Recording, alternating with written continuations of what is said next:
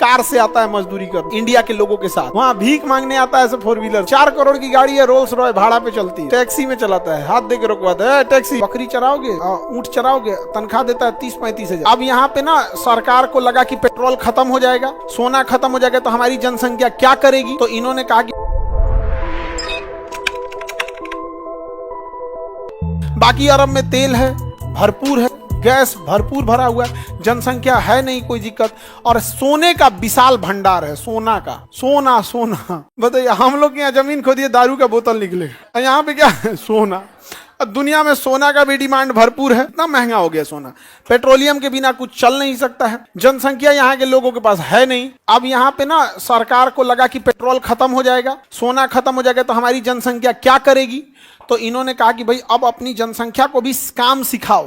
तो अब सऊदी अरब वाला भी ना काम करने लगा है, तो मजदूरी वगैरह वो भी करता है इंडिया के लोगों के साथ, कार से आता है मजदूरी करने, वहां भीख मांगने आता है 4 व्हीलर, सऊदी अरब में भीख मांगने आता है 4 व्हीलर, सऊदी अरब में जाके 4 करोड़ की गाड़ी है, रोल्स रॉय भाड़ा पे चलती है, टैक्सी में चलाता है, हाथ दे के रोकवाता है, टैक्सी यस सर यहाँ चलना है, जनसंख्या ही नहीं है वहां पे। तो ये प्रॉब्लम है, आज भी हम लोग की इकोनॉमी बहुत बड़ी है, बट प्रॉब्लम क्या है, जनसंख्या।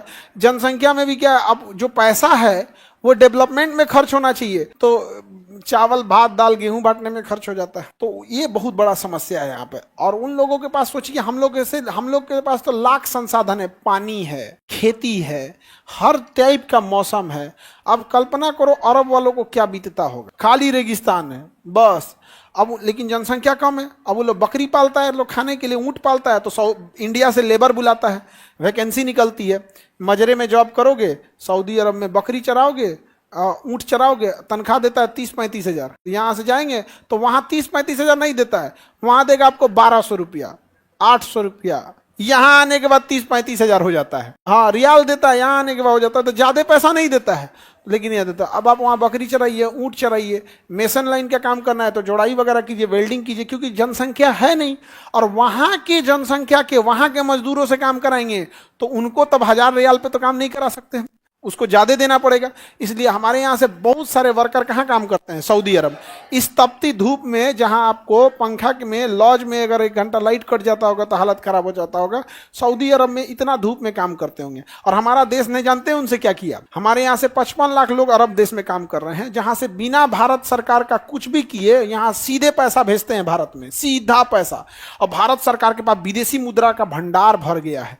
दुनिया में सबसे ज्यादा अगर कोई मजदूर कमा के पूरी दुनिया में पैसा भेजता है तो भारत में, पूरी दुनिया में। और हमारे सरकार उन्हें वोट डालने का अधिकार नहीं देती। मतलब कभी कभी मन करता है ना कि कंफ्यूज हो जाता है, दाहिना हाथ से तमाचा चलाएं कि बायां हाथ से। अरे भाई कभी मैं दोनों हाथ से मारे भाई।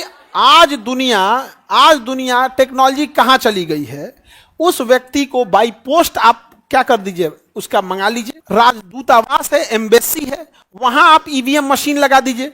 हर देश में गया है तो दूतावास है कि नहीं है, तो आप जहां जहां ज्यादा है सब उस देश में 3-4 जगह एम्बेसी लगा दीजिए, वोटिंग मशीन लगा दीजिए, वो कम से कम वोट तो दे दे। अरे हमसे बेहतर नागरिक हैं वो लोग। अगर तुलना करेंगे हम में और सऊदी अरब में या ओमान में, विदेश में, गल्फ कंट्री में जो मजदूर काम कर रहा है, तो हम में और उसमें ज्यादा बेहतर नागरिक वो मजदूर है। हम लोग तो इस देश में हवा पानी सब ले रहे हैं, इसी देश का खाना पीना, अन्न, बिजली उजली सब यही का यूज कर रहे हैं और टैक्स दे रहे हैं। और वो खड़े उठा के भेजा और उसको क्या मिला, वोटिंग राइट नहीं है। उसके बच्चा अगर बीमार पड़ गया तो कोई एम्बुलेंस में कॉल करेगा ना, मान के चलो कोई गर्भवती महिला एम्बुलेंस में कॉल कर दी, सरकारी एम्बुलेंस में, तो डिलीवरी बाद वो छठियार में पहुंचेगा। यहाँ से फोन आया था, किसी का डिलीवरी था, महिला कहेगी आज तो छठियार हो। अब सोचिए यहाँ पर इतना दुर्दशा हो गया। अच्छा, इसमें भी सबसे खराब तो बिहार, सबसे ज्यादा सिवान, गोपालगंज, छपरा, मोतिहारी, चंपारण, इस सब वाला एरिया में सऊदी अरब से बहुत लोग काम करते हैं। मजबूरी में वो लोग लखनऊ उतरते हैं। कहाँ उतरते हैं? लखनऊ उतरने के बाद अब ट्रेन में देखते हैं तो रिजर्वेशन है कि नहीं है, तब आते हैं बिहार में। समझा गया कि नहीं?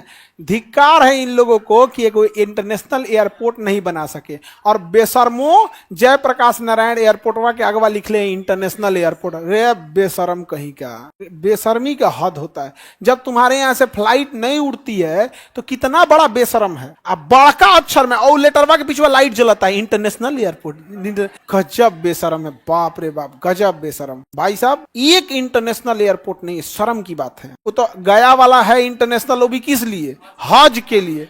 उनकी मजबूरी है कि हज दूसरे जगह नहीं हो सकता है तो हज के लिए जाते हैं। वो भी साल में एक बार, जब हज के लिए, जैसे अभी हज का महीना आया है तो हज के लिए जाएंगे यहाँ पे, अदरवाइज में वो भी इंटरनेशनल नहीं है।